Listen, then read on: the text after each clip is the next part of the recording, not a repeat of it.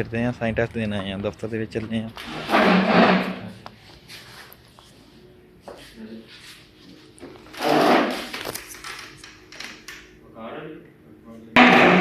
यहाँ पे आपका टोकन जनरेट हो गया, वहाँ पे आपका साइंस टेस्ट होगा। आईडी कार्ड लेंगे, वो कैमरा के सामने जाएं, आईडी कार्ड और फेस कैमरा के आगे करें, अपना नाम और वालिद का नाम उसी की तरह करें। आईडी कार्ड थोड़ा सा नीचे कर लें ताकि आपका फेस क्लियर हो। बोले आपका नाम कारल, वालिद कारल।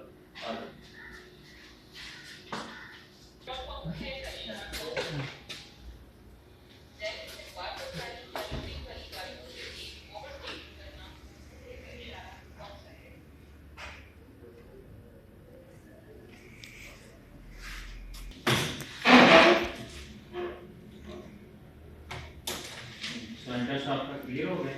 सामने ट्राई वाला ग्राउंड है, उधर चले जाएं।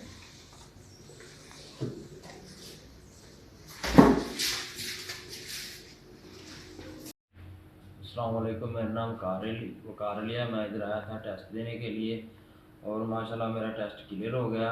अब मैं जा रहा हूँ ट्राई देने के लिए। माशाल्लाह इधर का निज़ाम बहुत अच्छा है, मैं शुक्रिया अदा करना हूँ।